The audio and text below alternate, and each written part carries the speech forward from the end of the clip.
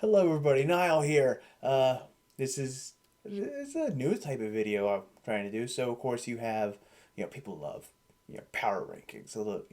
To see how their favorite team's doing or how their rivals are doing, or you know. Uh, so I've decided to create my own. Now I have a formula that I'm running to try to you know of course, create my rankings. I'm not doing it just off an eye test. I'm doing it off of numbers.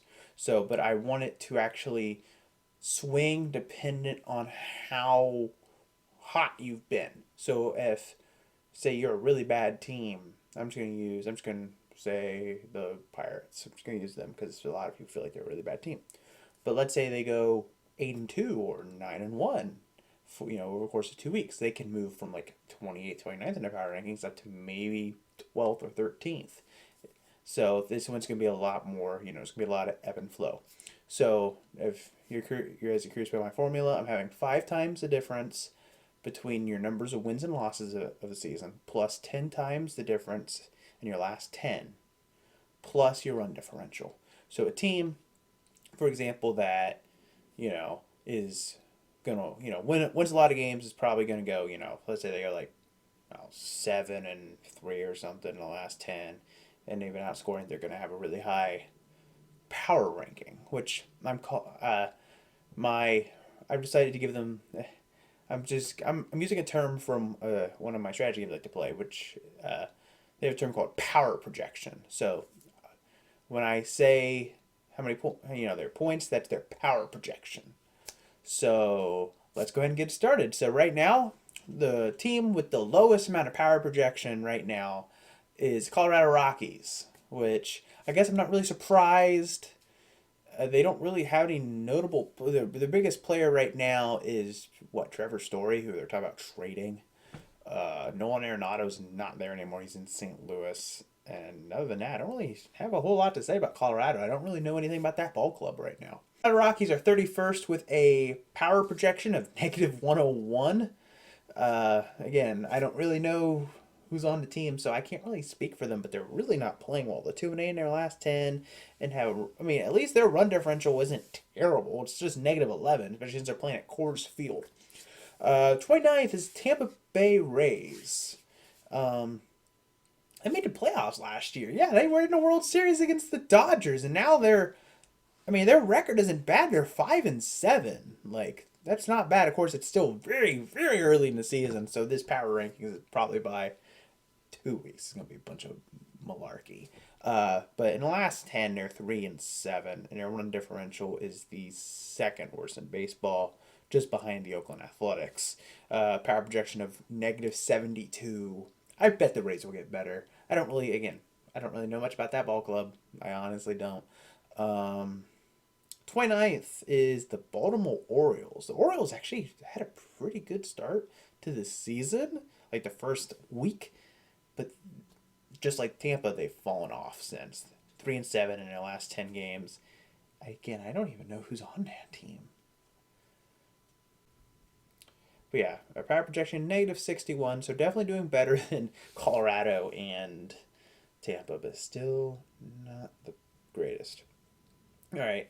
27th, I have right now the Washington Nationals, which that's going to change. The Nationals are a good ball club. I mean, they have Scherzer, they have Strasburg, and I mean they have Juan Soto, they have a lot of weapons. They are not going to be down here that long. Currently, the thing that's killing them is that they've only played 9 games.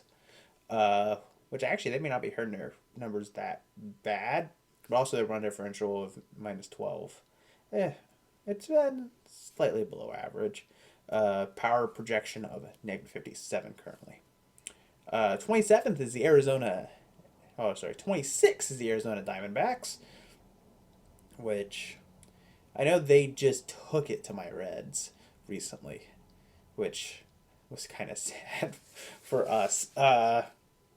The Diamondbacks look like it's like they have a decent club. They have good offense. Their pitching, I tell you what, if Luke Weaver stays about as sharp as he did against us, they got themselves, I think, their ace right there. He's really good. But power projection of negative 53. I think they're good better. They're a young team, kind of.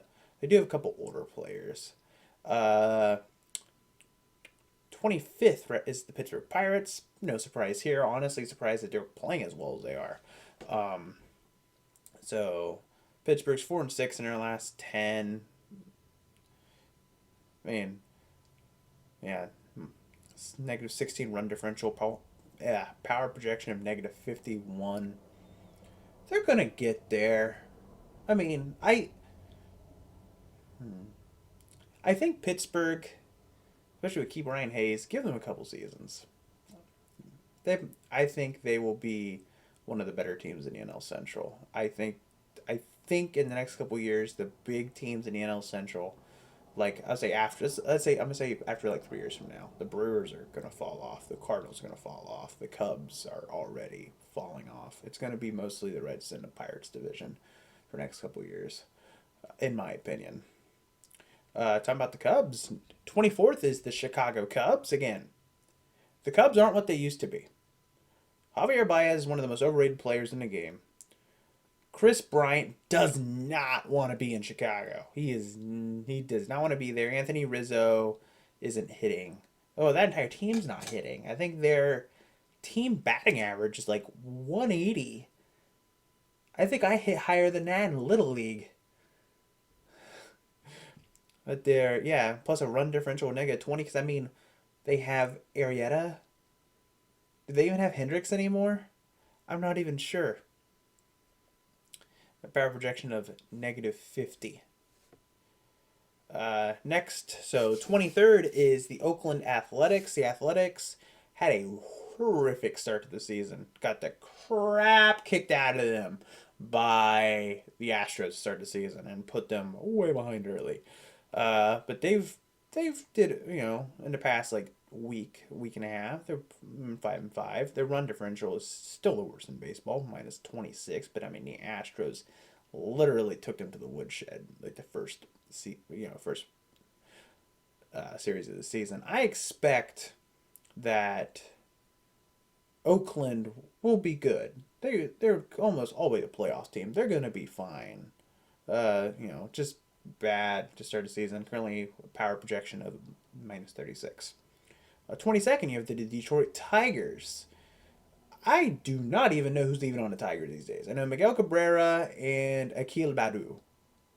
That's it. That's all I know about the Detroit Tigers. That team is definitely not the team that I remember them being. But of course, when I think of the Tigers, I'm thinking of Verlander and Scherzer and Prince Fielder. That's a name I haven't heard in a while. Yeah, the Tigers are a team. If they can float around 500, that's probably a good season for them. See, next off, Tigers power projections minus 33. It's getting better. 21st, this team that I thought would be doing better, the New York Yankees. Yankees right now, the power projection of minus 28. They only have a positive 2 in the run differential. 5-7 so far this season. 4-6 in their last 10. Wasn't Giancarlo supposed to be Jesus Christ for them? Giancarlo combined with Aaron Judge. And I don't think either of them have really done crap for the Yankees since like 2017, 2018. Ever since his rookie year, Aaron Judge can't stay on the field. He's always hurt. Giancarlo hasn't been the same since he left Miami. And who's even their main pitcher right now? I don't even know. It's like the Yankees have the same players. Like they got what is his name? Aaron Hicks, Brett Gardner. I mean, they got Luke Voigt. They got players. It's weird. They got old players and young players. And I just don't think that team's gelling well. Which I never, I'm used to the Yankees always being a juggernaut. Anyway, 20th, we have the Philadelphia Phillies with negative 26 power projection. The Phillies are going to be better. They have pitching. They have, their good pitching coach retired, Brian Price. But they got Caleb Cotham, who's just as good. They got offense. They have plenty of offense between, especially. I mean, you got Reese Hoskins. You got Bryce Harper again. In my opinion, overrated player.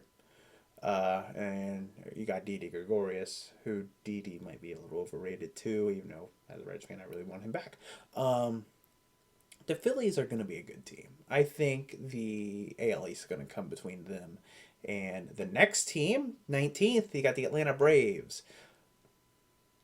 The Braves currently a -20 power projection. The thing that's really holding them back is they're 5-8 to start the season. -5 run differential. I don't really know what's going on with them. I do know that when I've seen the highlights, Acuna is absolutely killing the ball as he normally does. But other than that, I don't know what's going on with Atlanta. I guess I love baseball and I try to pay attention as much as I can, but I, of course, know the most about the Reds because I watch all the games because I'm a Reds fan. Let's see, at 18th, with a -18 power projection, you currently have the Minnesota Twins. The Twins, I know, were a playoff team last year, just like, honestly, a lot of teams under them. A lot of playoff teams that are just stumbled out of the gate. The good news for the Twins, they have a good run differential, which means when they're winning big. Or they're losing small. Could be both, I'm not quite sure. But, I mean, they still got Byron Buxton. I think they still have Homer Bailey. They still got Jose Barrios. That's a good team. Like, there's a lot of teams that are down here that just, it's early, so they're stumbling out of the gate. These teams are going to be better. You just got to wait. 17th right now, Texas Rangers. This team's not going to be here that long. Goodness. But other than Gallo, I can't tell you anyone on that team. I think Kluber left. I'm not sure. I have to look at that. Yeah, the Rangers, I mean, they're holding steady. They're 5-7, 5-5 in their last 10. And a -7 run differential. They're just coasting. They're just coasting, living a good life. They're like, hey, at least we're not last. That's what I see out of the Rangers right now. There we go. 16th, a -10 power projection is the Miami. I still want to say Florida Marlins. The Marlins, very very young team. I think what's mostly what. I'm trying to think of like the handful of names they have on their team. I know Sixto Sanchez, just Jazz Chisholm, but I don't really even know who's even on the Marlins because that's such a different team than it was 2 or 3 seasons ago. The Marlins, yeah, they are the only team with a neutral run differential. They have a power projection of -10. They are literally like coasting in the middle. I think the Marlins in a couple years, because they have a lot of young talent, they're gonna be good. But just right now, I mean, of course they snuck into the playoffs last year, which was honestly spectacular. But I don't know. I don't see them making the playoffs this year. And 15th, team is kind of surprising to be down this far with a power projection -9 is the Houston Astros. The Astros came out of the gate, honestly, probably the best team in the game. They came out of the gate really hot. And, they absolutely shellacked the Oakland Athletics. However, since then, they are 4-6. They've rolled back to a 6-6 record. At least they have a positive run differential. But it's just not, I don't want to say Houston's better than this. But Houston's a better ball club than this. Maybe without all the trash cans and stuff, they're not. And maybe losing George Springer was that big for them. 14th is the St. Louis Cardinals. A power projection -3. Last team in the negatives here. Which, if they had a positive run differential, they would be in the positives. They were run differential of -3. They're neutral across the board. 6-6 and are 5-5 in the last 10. Cardinals are a good ball club. I I don't want to say it. They're a good ball club. You have Arenado and Goldschmidt holding down the corners. You have a young outfield with a lot of pop. You have DeYoung, who is one of the best hitting shortstops in the game. And you have a good pitching staff. You have a good bullpen. The Cardinals are a good team. Even if I disagree with how some of them play. They are still a really, really good team. They are going to be one of the teams that are going to be fighting for the NL Central title. Because it's honestly, I think, a 3.5 team race for the Central. It depends on if the Cubs get going or not. If the Cubs don't do crap, the Cubs are going to be rebuilding the next year or two. The Cubs. Well, anyway, 13th is the Toronto Blue Jays. Blue Jays, same thing with the Cardinals. 6-6, 5-5. Neutral across the board. Run differential +10, which is what gives them 10 power projection points. The Blue Jays are a fun bunch. They're a young bunch. Now they have pitching. I don't know about their bullpen, but they have pitching. At least starting pitching. They have plenty of offenses. That is a team that in the next 4 to 5 years, I expect them to make a run deep in the playoffs and possibly flirt with a World Series berth. I don't think they will win it. As of right now, there's one team that I don't think anyone could beat. There's one team that I feel like is probably untouchable in the world. If we get to the playoffs. But yeah, the Blue Jays, they're going to be good. They are going to be good. 12th, we have the Chicago White Sox. White Sox, same thing as both the Cardinals and the Blue Jays. Flatline across the board. The only thing that gives them 18 power points is 18 power projection is their run differential. White Sox, of course, they had a no-hitter by Carlos Rodon last night. Last night for me. That, again, is a young bunch with a lot of power, a lot of offense, led by their captain, Tim Anderson. But let's not forget about Yaman Mercedes or Eloy Jimenez. That is a good team, even if it's led by Tony La Russa. That's a good team. That's a team that's going to probably dominate the AL Central for the next 5 to 6 seasons.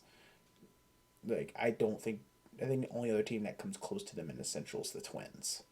The Indians are rebuilding. The Tigers are rebuilding. The Royals are having a good year. But I don't think the Royals are serious contenders yet. 11th, you have the Seattle Mariners. The Mariners, again, a very, very young team. Honestly, probably performing over their heads right now. Even though they're only 2 games above 500. But it has a very young team. 21 power projection. Very young team. That team is going to... Mariners-Angels is going to be a huge rivalry in the next 5 to 6 seasons. Because as long as the Angels keep they keep Shohei Ohtani and Mike Trout, they're going to be a force to be reckoned with in the AL West. Talk about the Angels, I'll just go to them. 10th place, you got the Los Angeles Angels of Anaheim. Power projection at 26. Again, what can I say? Mike Trout, Shohei Ohtani, Anthony Rendon, Albert Pujols in his farewell season. That team is still a good team.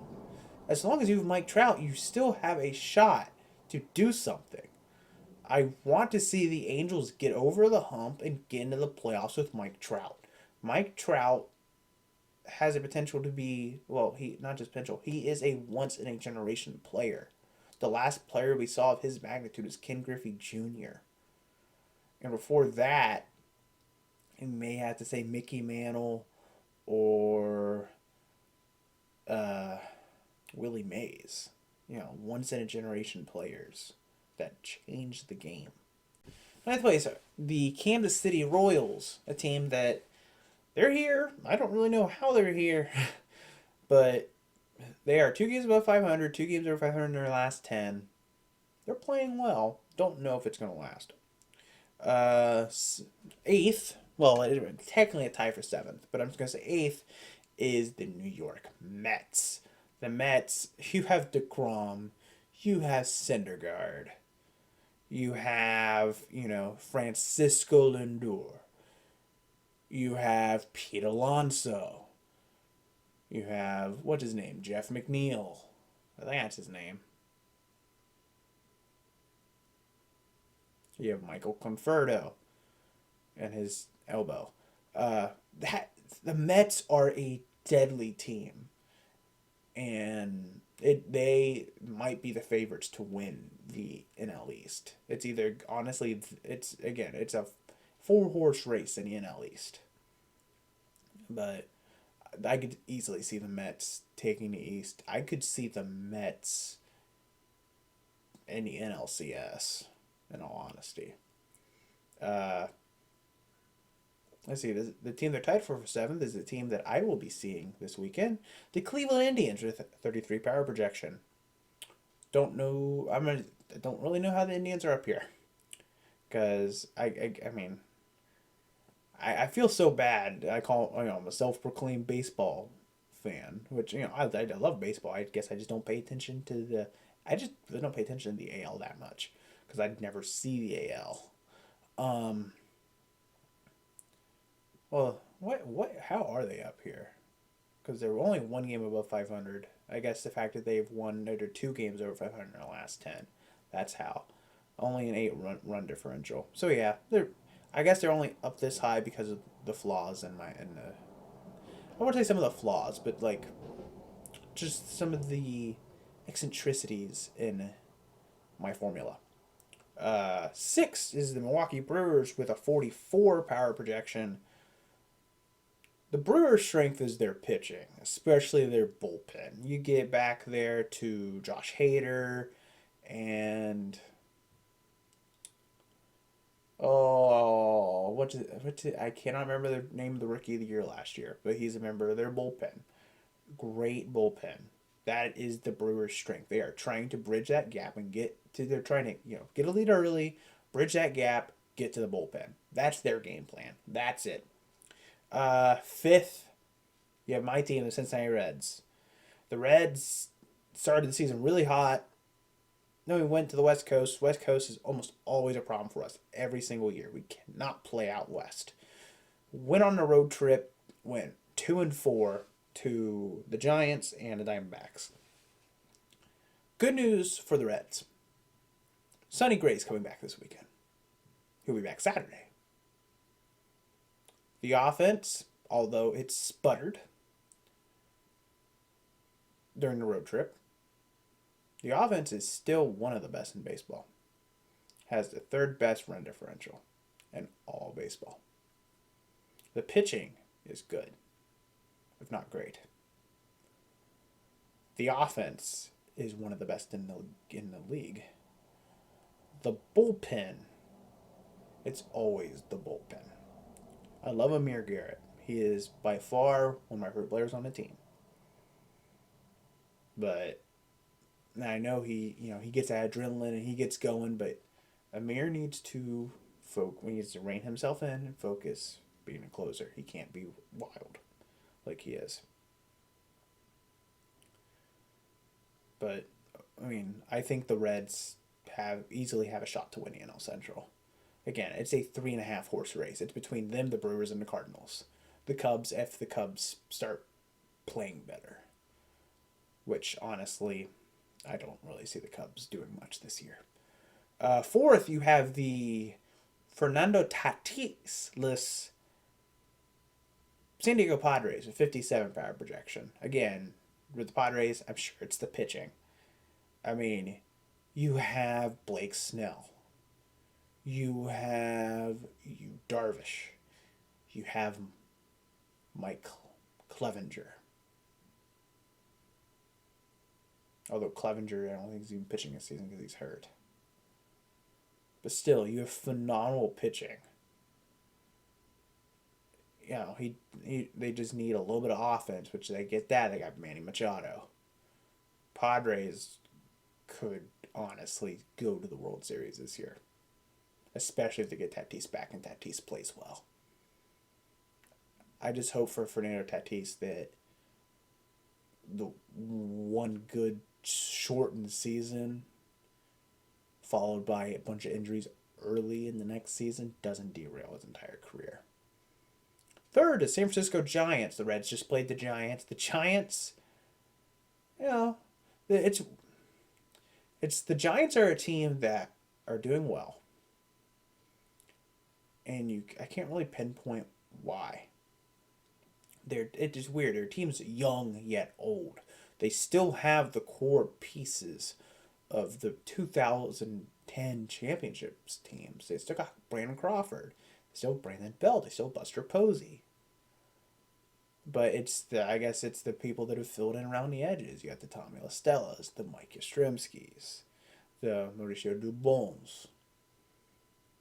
Like, that's a team that, the Reds playing them, those are good games. And the Giants, I think the Giants are a couple years ahead of schedule. They keep playing like this. But that's a good ball club right now, at least right now in the season. Second, you have the Boston Red Sox. The Red Sox are almost always good. Kind of throw them with the Cardinals and the Yankees and the Dodgers. Always good. They're pretty much the same team they've had for a couple of years. I don't think they've really made any major changes lately. So, yeah. 134 power projection. Number one with 152 power projections, of course, the only team not named yet, the Los Angeles Dodgers. They're 9-1 in their last 10 games. They have Corey Seager. They have Cody Bellinger. They have Mookie Betts, Clayton Kershaw, Trevor Bauer, Walker Buehler, Kenley Jansen. They're stacked. It's the LA Dodgers. They've been stacked for the past 10 years. The thing is, I think the Dodgers could very easily go out and win the World Series again, just like they did last year, the defending world champs. Trevor Bauer. As a Reds fan, I love Trevor Bauer. I loved it when he was here. But is he going to be a distraction for that team? Is he going to be a distraction for that ball club? That is, to me, what the Dodgers season hinges on. A, if Trevor Bauer performs, they're fine. But if he doesn't perform, they might be in trouble. And B, if him and just the way he does things, if it causes a disruption in the clubhouse or causes just a media disruption because LA's psychoed the media, the Dodgers could be in hot water because his personality is that to where it could be a distraction. And I think a large market like LA was not a good move for Trevor, except for he wants to build his brand. But, yeah. So that's my, honestly, way too early in the season power rankings. I hope you guys enjoyed, if you guys stayed this long. Yeah, I hope you guys have don't forget to like, comment, subscribe, and I hope you guys have a great rest of your day and a great weekend.